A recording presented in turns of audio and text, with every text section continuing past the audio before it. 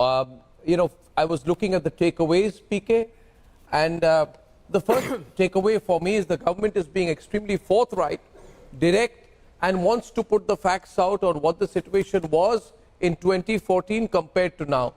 I think the very significant takeaway for me is the announcement by the finance minister that she would like to present a white paper on the economic progress. So that serves as some kind of a substitute to all WhatsApp information that may be going on. So the government wants to place on record where things were and where things are. So I feel, rather than look at the fine-tuning of this, which is really an enumeration of the government schemes and intent, I thought that was significant. I'd like to take your one fundamental takeaway. PK. Well, the glide path of fiscal responsibility is very clear. This year, it'll be 5.8% of GDP according to the government, lower than the budgeted estimate of 5.9. Next year is 5.1, and the following year 4.5. So really, from the point of view of markets and the economy, the reduction in the fiscal deficit over time helps to crowd in private investment. This is classic economics.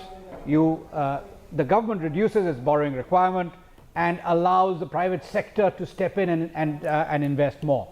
I don't think there's going to be any real change to the strength of public investment by the government. Public investment continues, infrastructure is going to continue to be built rapidly, but the fiscal deficit comes down because direct tax revenues in particular, as well as GST, are continuing to grow at a very robust pace. So from an economic and market standpoint, this is very positive.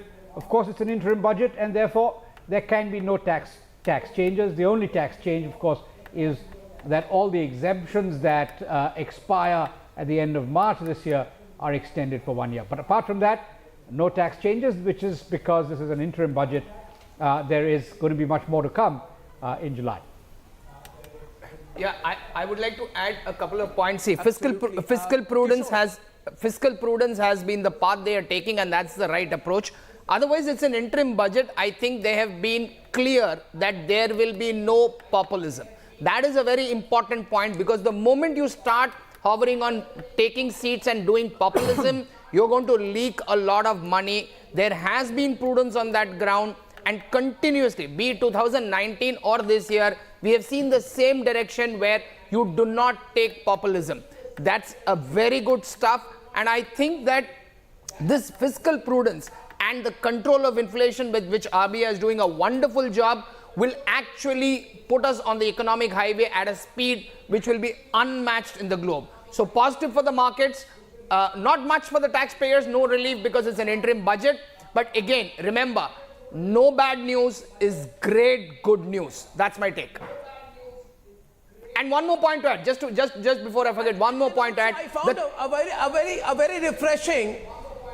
Yeah, please. Yeah, one more point I want to add is that the thrust on tourism on Lakshadweep was a political, whatever message you call it, it was there.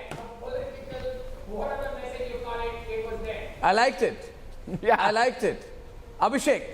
Arnab, so of course the economic analysis would come from the experts. Political messaging, social justice, saturation coverage, triple talaq, women in workforce, women's reservation. And remember, Arnab, BJP is strong in north and west, the focus on east and south. So the finance minister said in so many words, Eastern India is going to be the engine of growth. And she mentioned Pragananda as the power of youth, focusing on south. I think the message is clear.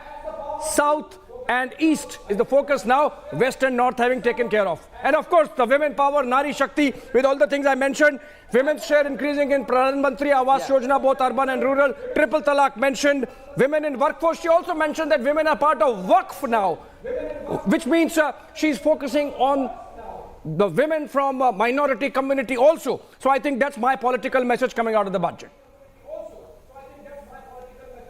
Absolutely. I want, before I go to Sandeep, I want to go back to Piruz, who said, Sabka Saath, Sabka Vikas, Sabka Sop. He hasn't got a single sop today, but I'd like to get his take on the way things have panned out, because Piruz, the government has given its clear statement of intention. Fiscal deficit is very well controlled, and they are talking about people-centric inclusive development. You know, of course, so you must have seen the speech for the last 1 hour. What's your single takeaway?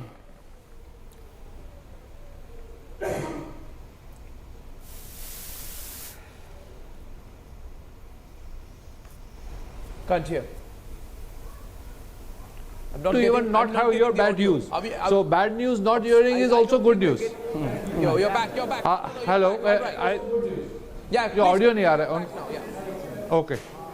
So Yeah, the audio आ रहा है, so audio आ रहा है. sometimes Continue. no bad news is also good news, Arnab. So sometimes even no bad news is good news, and I think that there is no change in the tax structure is very good, because what I didn't want is that we should not what I call tax the rich and get to the poor. So I think that does not happen. Everything is same.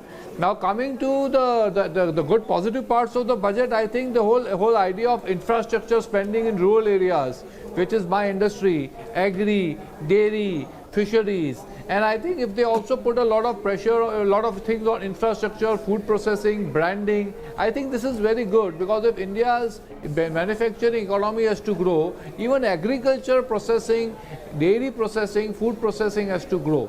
So these are, I think, very positive announcements. As regards what I was saying earlier on ensuring a level playing field between taxes, I'm sure this will be done at a later stage in later budgets. But more importantly, there needs to be more tax reforms, and I'm very happy that they have started with at least one tax reform, that whatever disputed amounts are there, up to 25,000 rupees of past, they are ready to waive off. And I think that is a good thing, because it will ensure that the litigation decreases. There is no point of litigating for smaller amounts like 25,000 and 50,000. Also, they have linked at the state level, they have linked money with reforms. So a lot of state governments are going slow on reforms. So I think when you give them finance and you link it to reforms, that is a very positive move. And also the sunset clause for a lot of startups and IFCI account holders and all have been extended. And I think that is exactly what I was saying, that you need to support the startup ecosystem. So to that extent, by extending those tax breaks to a little bit later date, I am sure it will help startups. So I think on a positive note, it is quite positive. It is not impacting anybody's pocket. So that way I am pretty happy. And I do believe that there is room for much more reform, much more tax breaks, but I'm sure more will come in the next budgets.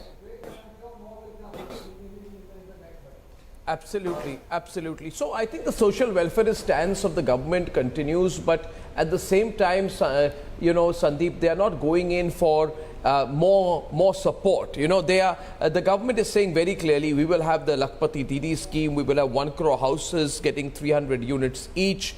We will have free ration for 80 crore Indians, hereby indicating that this level of support will continue, but not further than that. The government is also looking at creating a culture of self-sufficiency. But what I found very, very refreshing, and is this clarity that we are not going to try and look for this artificial symbolism, 200 crores for women vote bank. Look at Chidambaram's budget, 1,000 crore for women, all over the women.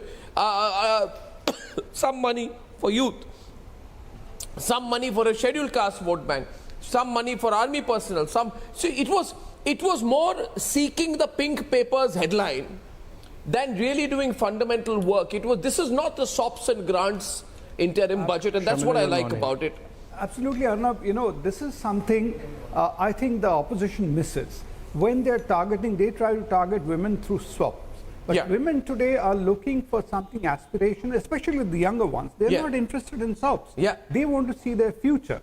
And therefore, encouraging this small micro entrepreneurship, what you're talking of Lakpati Didis and everything else, I think that is what gives them that hope, that aspiration with this government.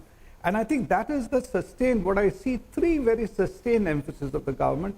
One is to encourage small and micro enterprises, entrepreneurship rather than enterprises, so that people become self-employed. As he says, job givers than job seekers.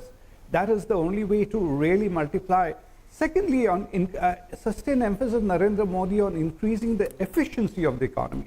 Earlier, he has tried to do through taxation, through GST and DBT, etc. But now his emphasis on Gati Shakti.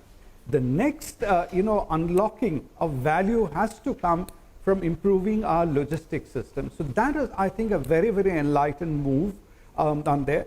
His dependence on infra continues, and it is both necessary as well as both from a the market? national asset creation point of view, as well as infra has the maximum employment intensity. So he has to do that. But all these together, sustained with this women's inclusion, as you are saying, whether through PMAY or other rural infrastructure over there, I think that to me is the more better silver lining than if anybody was expecting SOPs, anybody was expecting that kind of dole.